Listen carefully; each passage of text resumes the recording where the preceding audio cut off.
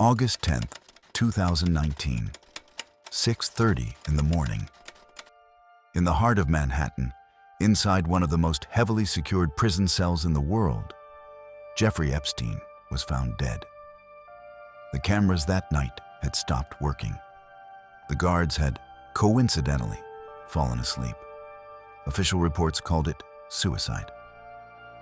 But the autopsy told a different story. 3 broken bones in his neck suggested something far more violent. To many observers, it looked less like a suicide and more like an execution. Epstein had been silenced because if he had spoken, the balance of power across the world could have shifted overnight. Today we have access to an archive containing 3.5 million pages of documents connected to his network. These files reveal far more than the crimes of one man. They point toward hidden connections, powerful figures, and a global system operating behind closed doors. And today, we begin to look behind the black redactions. Little St. James, a private island in the turquoise waters of the Caribbean. From the outside, it looked like paradise. But according to leaked FBI diagrams, Epstein's mansion may have been equipped with hidden recording systems throughout the property. Cameras reportedly concealed behind mirrors. As victim Virginia Giuffre once stated, Jeffrey recorded everything because every guest was a file. Those recordings became invisible handcuffs. From Prince Andrew to powerful tech figures, many believed they were visiting a private island where they could act freely. But in reality, every visit, every interaction, every secret may have been carefully archived. Which raises a question that still has no answer. Where are those recordings today? During the FBI raid, hundreds of tapes were reportedly seized. Yet none of them were ever released to the public.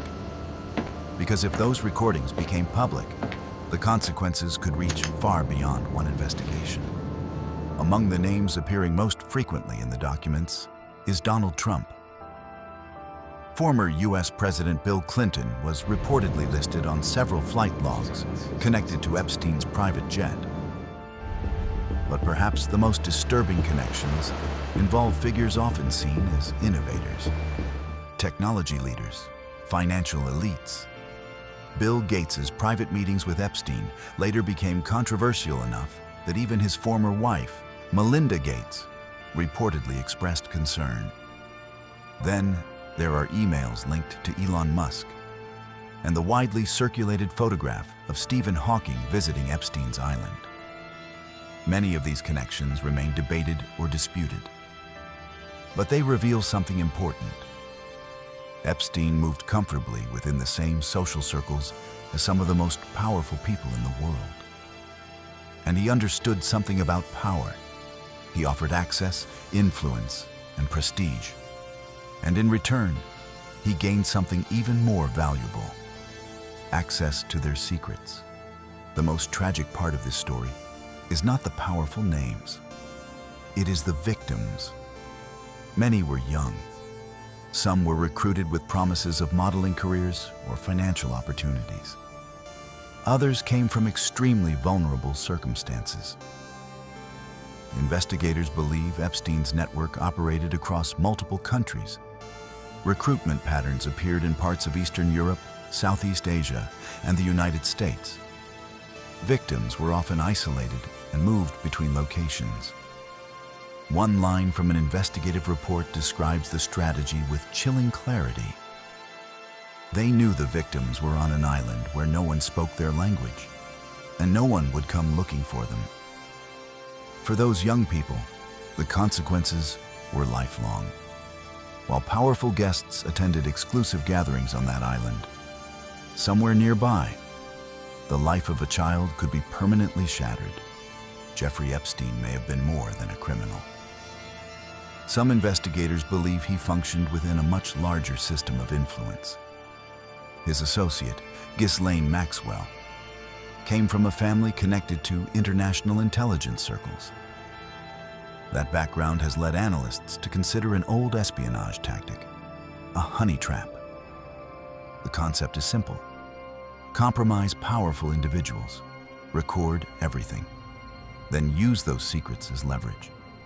Whether Epstein's network truly operated this way remains debated. But one fact is difficult to ignore. Epstein had gathered extraordinary leverage over extremely powerful people. And when someone holds that much information, they become dangerous. Not only to individuals, but to entire institutions. When Jeffrey Epstein died inside that Manhattan jail cell in 2019, many questions seemed to die with him. But the documents remained. Flight logs remained, and millions of pages of records continued to raise new questions. Shortly before his death, Epstein had reportedly begun negotiating with prosecutors. In exchange for leniency, he was allegedly preparing to reveal additional names connected to his network. Then, the coincidences began. The guards were gone, the cameras failed, and the man at the center of the investigation was dead. Was it suicide or something else? Jeffrey Epstein was not simply a man. He was a doorway into a world where wealth, power, and secrecy intersect, and where silence can be more valuable than truth. If you are searching for the truth hidden behind the black ink, you are in the right place. Subscribe to The Files and stay in the light.